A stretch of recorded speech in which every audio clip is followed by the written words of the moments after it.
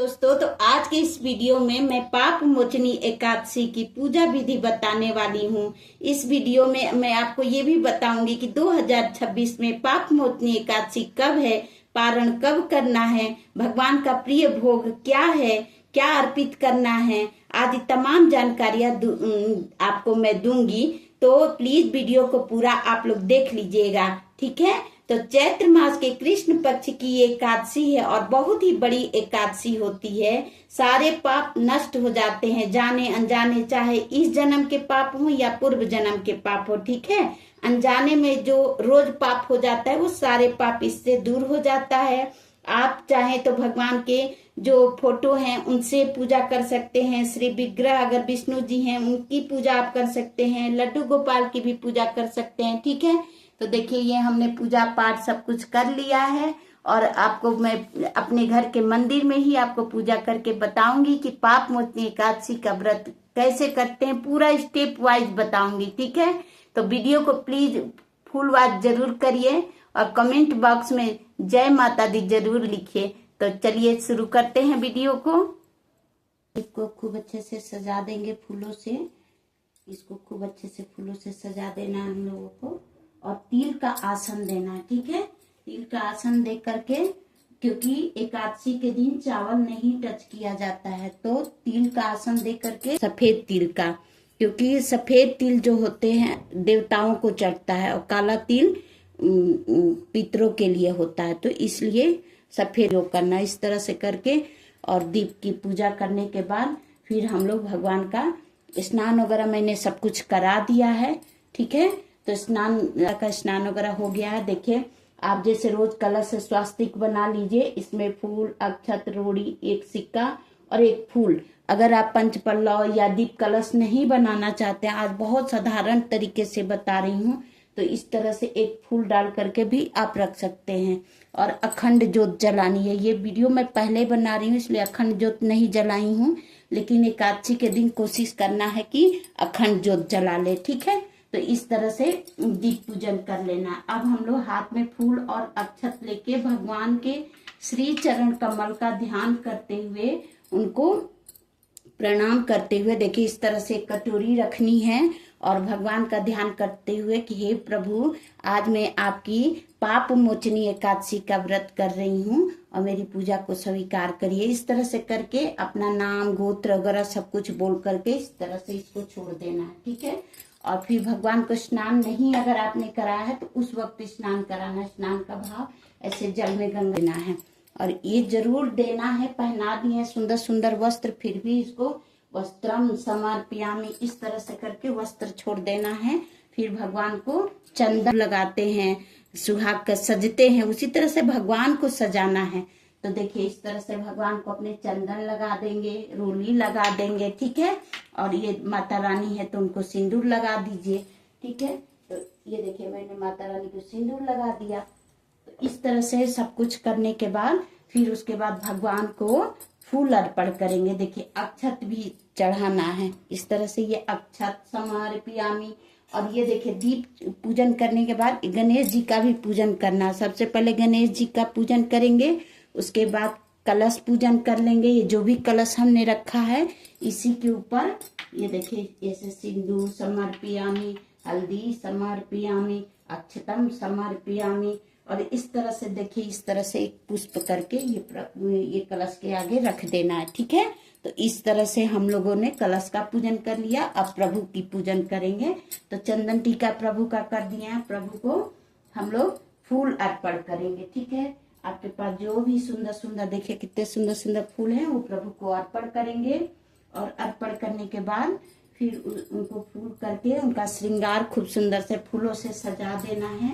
ये देखिए, सुंदर सुंदर फूलों से प्रभु को अपने सजाइए।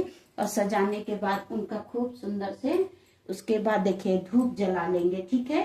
धूप जल रहा है, फिर भगवान को फूल अर्पण करने के बाद धूप दिखाया जाता है। धूप दिखाइए, दीप दिखाइए, है ना। तो फिर भगवान को, प्रभु को अपने धूप दिखाएंगे। तो इस तरह से देखिए, पाप मोचनी एकादशी जो होती है ना, वो पापों को नाश करने वाली होती है, ठीक है। तो जितने भी हम लोग एकादशी करते हैं मतलब ऐसे ये जितने हमारे से छोटे छोटे पाप हो जाते हैं ना, ये पाप मोचनी एकादशी का व्रत करने से ये सब कट जाता है। देखिए वैसे तो हम लोग बहुत सारे व्रत करते हैं, सबके लिए करते हैं, है ना, अपने पति के लिए, बच्चे के लिए, लेकिन खुद के लिए कभी नहीं करते। लेकिन जो एकादशी का जो पर्व होता है ना, जो हम लोग व्रत करते हैं, वो खुद के पापों का नाश करने के लिए होता है और प्रभु के सानिध्य में रहना है। और 10वीं तिथि से ही इसका शुरू हो जाता है। 10वीं तिथि के दिन ही बाल वगैरह धो करके और बहुत सारे नियमों को कर लिया जाता है, ठीक है। और उसके बाद लहसुन प्याज नहीं खाना है, मसूर का दाल, इस तरह से तामसिक भोजन से दूर रहना है। फिर चावल भी नहीं खाते हैं। फिर एकादशी के दिन व्रत करेंगे, इसी तरह से प्रभु का पूजा पाठ करेंगे। और देखिए इस तरह से आप अपने प्रभु को देखिए, आज तो एकादशी नहीं है इसलिए हम मतलब अन्न का भी भोग लगाए हैं, लेकिन आप लोग नहीं, एकादशी के दिन नहीं लगाया जाता है, ठीक है। तो प्रभु को दूध दीजिए, फल दीजिए, इस तरह से प्रभु की सेवा करनी है। और देखिए भगवान के भोग में जो है ना, ये हम लोगों को तुलसी पत्र जरूर डाल देना है। तो इस तरह से प्रभु के भोग में हम लोग तुलसी पत्र डाल दिए, ठीक है। तो भोग लगाने के बाद इस तरह से पानी का अचवनी दे देंगे और पानी का अचवनी देने के बाद प्रभु को अर्पण करेंगे कि प्रभु भोग हमारा स्वीकार करिए। तो इस तरह से प्रभु हमारे भोग को स्वीकार कर लेते हैं। देखिए अब हम माता रानी को भी भोग अर्पण कर देंगे, मैया को, माँ जगदम्बा को भोग अर्पण कर दिए। और ये देखिए इस बार जो पाप मोचनी एकादशी जो है ना, वो देखिए चैत्र मास की कृष्ण पक्ष की एकादशी जो है, जिसको हम पाप मोचनी एकादशी भी कहते हैं, वो है 15 मार्च को मनाया जाएगा, ठीक है। तो इस तरह से देखिए जो लोग एकादशी का व्रत करते हैं ना, उन्हें एकादशी का फल प्राप्त होता है। लेकिन जो व्यक्ति द्वादशी युक्त एकादशी का व्रत करता है, उसे 100 एकादशी व्रत करने का फल प्राप्त होता है। तो हमें घर परिवार अपने अगल बगल में जब हो रहा हो, उस हिसाब से हमें एकादशी का व्रत करना चाहिए, ठीक है। हमारे जो अगल बगल में हो रहा है, तो हम लोग इस बार 15 तारीख को हम लोग 15 मार्च को हम लोग एकादशी पाप मोचनी एकादशी व्रत का पारण करेंगे। और देखिए जब हरिवासर का समय समाप्त होने के बाद ही व्रत का पारण किया जाता है, तो हम लोग व्रत का पारण द्वादशी 16 मार्च को करेंगे। और पारण हमेशा भगवान के चरणामृत, जैसे ये भगवान को स्नान कराए हैं ना, तो उस जल को हाथ में लेकर के ही व्रत का पारण हम लोगों को करना चाहिए, ठीक है। और उसमें तुलसी पत्र डाल लें, या आप जैसे हम लोग तो चावल पारण के दिन भी नहीं करते हैं, ठीक है, खाते हैं, तो कहीं कहीं खाया जाता है। और उसके बाद घी में बना हुआ खाना रहता है, उसको हम लोग खाते हैं, ठीक है। तो इस तरह से एकादशी का व्रत करना है। अब चलिए भगवान की सब कुछ कर लिए, भोग लगा लिए, भगवान की कर लेते हैं आरती। तो भगवान को आप घी के दीपक से या कपूर से लौंग डाल करके भगवान की करेंगे आरती। तो आपको जो आरती आती है वो आरती कर सकते हैं। चरणन में शीस झुकाऊं, श्याम सुंदर तेरी आरती गाऊं। इस तरह से प्रभु का अपना आरती करने के बाद ये जल से आचमनी लेके अपने प्रभु को दिखाएंगे, पूरे घर में दिखाएंगे।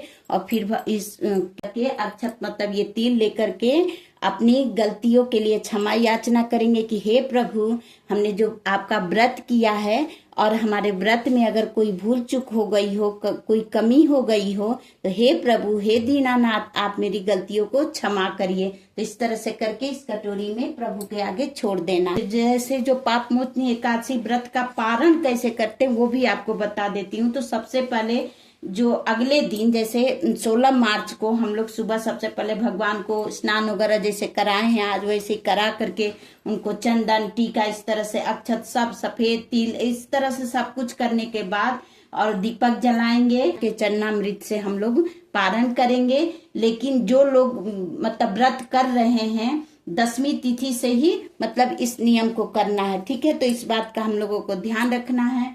और फिर लास्ट में ब्राह्मण को कुछ दान जरूर अर्पण कर देना है, ठीक है। ब्राह्मण को दान दे करके व्रत का पालन कर लेना है, तो इस बात का ध्यान रखते हुए। और फिर लास्ट में देखिए द्रव्य दान जरूर प्रभु के श्री चरण कमल में चढ़ा देंगे कि हे जो हमारे पूजा पाठ में जो कमी बेसी रह जाती है ना, वो ये दान करने से हमारे प्रभु सहज स्वीकार कर लेते हैं, ठीक है। तो इस तरह से आपने भगवान का पूजा पाठ करने के बाद हम लोग भगवान का आरती वगैरह सब कुछ कर लिए, सभी परिवार में प्रसाद वितरण कर देना है।